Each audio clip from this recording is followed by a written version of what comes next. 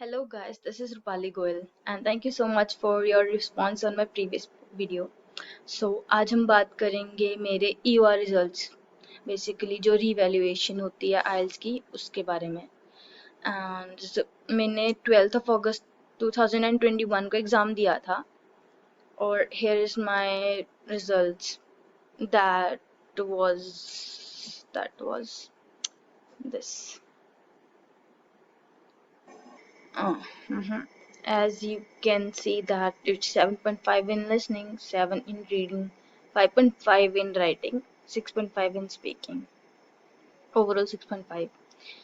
I was not expecting this. मेरे को ये बिल्कुल भी नहीं था कि राइटिंग में मेरे 5.5 आएंगे और स्पीकिंग में 6.5. I was expecting कि राइटिंग में कम से कम मेरे को 6 तो चाहिए ही. बेसिकली आपको सबको पता ही है जो 6 रिक्वायरमेंट है, और 6.5 और 6 आई वाज एक्सपेक्टिंग कि राइटिंग में आएंगे क्योंकि मेरा टास्क 2 बहुत अच्छा हुआ था, बट टास्क 1 वाज इतना अच्छा नहीं हुआ था। टास्क 1 मेरा टाइम थोड़ा सा ज़्यादा ले लिया था मैंने टास्क 1 पे, एज मैंने टास्क 2 पहले करा था, टास्क 1 बाद में। और स्पीकिंग मेरी बहुत अच्छी हुई थी, इट वाज ऑलमोस्ट 20 मिनट्स की हुई थी। सो 7 और 7.5 एक्सपेक्टेड थे स्पीकिंग में, जो कि 6.5 आए हैं सिर्फ। बाकी तो आपको पता ही है, जो इसका तो हम कुछ कर ही नहीं सकते, जो लिखेंगे वही स्कोर आएंगे। तो ये रहा हमारा पुराना रिजल्ट। बट इससे पहले जो मैंने एग्ज़ाम दिया था वो था कंप्यूटर बेस्ड, ये है पेन एंड पेपर बेस्ड। तो उसका भी आपको रिजल्ट बता देते हैं। Here it is. ये जो वेबसाइट है इस पे बेसिकली हम आप लोग भरोगे आईडीपी कैंडिडेट लॉगिन, और आपको ये इंटरफेस शो होगा। यहाँ पे अपना यूज़र नेम और पासवर्ड भरिए, जो भी आपको ईमेल में आया होगा जब आपने एग्ज़ाम दिया था। ठीक है, तो मैंने ऑलरेडी फिल कर दिया था। तो ये बेसिकली उसका पेज शो हो जाता है, आईडीबी ये वो जो भी इसका इंटरफेस है, बहुत इजी सा ये सारा काम। तो ये रहा लेटेस्ट एग्जाम मैंने 12th ऑफ अगस्त को दिया था, उससे पहले 4th ऑफ फेब को दिया था। ये मैंने एग्जाम ऐसे दे दिया था, लाइक 10-15 दिन की तैयारी करी थी अपने आप ही, और कंप्यूटर बेस्ड दे दिया था बेसिकली। ये बिल्कुल ही मेरे ऑफिस के बिल्कुल साथ वाली बिल्डिंग थी, वहीं पे जाके दे दिया था। तो मेरे को इतनी टेंशन भी नहीं थी, तो बस दे दिया था एग्जाम ऐसे ही। तो इसमें मेरे यही रहेगा था स्कोर, लिसनिंग 6, रीडिंग 6। इस कंप्यूटर बेस्ड अगर आपको देना है ना, तो रीडिंग इसमें बहुत मुश्किल आई थी, बहुत ज़्यादा। राइटिंग 6, स्पीकिंग 6.5 ठीक था। मतलब मेरे को था एक 0.5 और आ जाए तो 6.5 हो जाए, तो लाइक रिक्वायरमेंट पूरी हो जाएगी। इसलिए हमने इस पे भी ईओआर फाइल करी थी, तो ये अनसक्सेसफुल थी। ओके, आफ्टर दैट जो 12th ऑफ अगस्त को एग्ज़ाम दिया था उसका रिजल्ट आपको पहले ही शो कर दिया था मैंने आपको, जो कि ये था। मेरा दिमाग हुआ खराब, क्या नहीं, इतने इस बार तो नहीं यार, इस बार तो नहीं। तो हमने भरी दोबारा से अपनी ईओआर इस पे, देखी जाएगी चांस लेके। तो ये रहा रिजल्ट आपके सामने। राइटिंग में 6, ओवरऑल बने 7। अब आप भी सोच रहे होंगे कि स्पीकिंग में को इतना कॉन्फिडेंस था कि मेरे आएंगे ही आएंगे, जो कि बहुत ज़्यादा था कि स्पीकिंग में मेरे 7 आएंगे कम से कम, बट मैंने नहीं भरी। I show you this. ये रहा you are applied for writing, जो ये मेरे को मेल मिली थी यू आर अप्लाई करने के बाद। ये उसका जो भी था स्लिप, इसका पासवर्ड,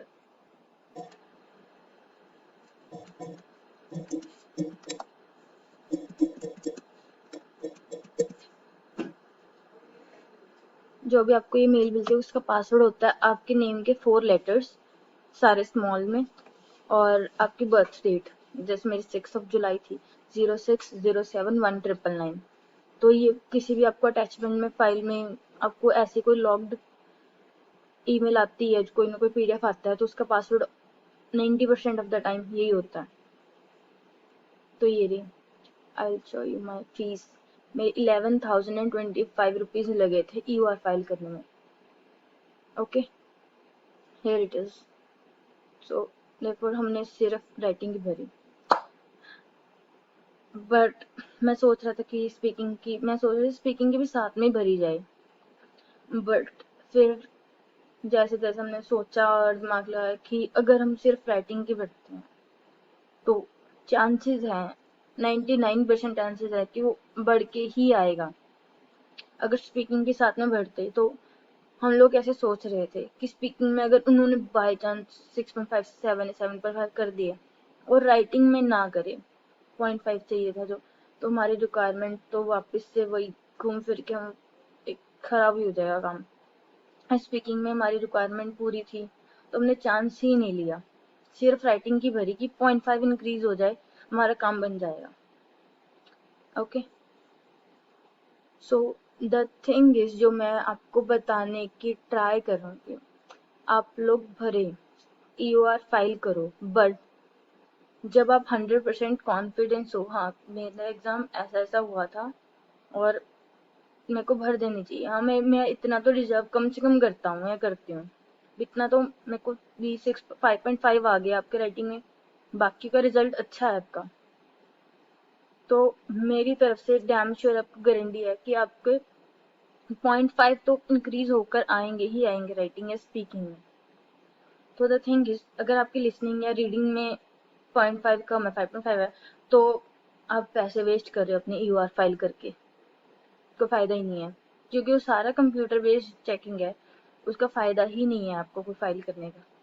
बट अगर आपके स्पीकिंग या राइटिंग में 0.5 कम है तो आप ज़रूर से ज़रूर उसकी EOR फाइल करें, क्योंकि इस टाइम पे IDP बहुत ज़्यादा काम खराब कर रहा है, लोगों के रिजल्ट रिपीट हो रहे हैं, EOR बहुत ज़्यादा फाइल हो रही हैं और रिजल्ट बहुत पॉजिटिव आउटकम है, 99% पॉजिटिव आउटकम आ रही है।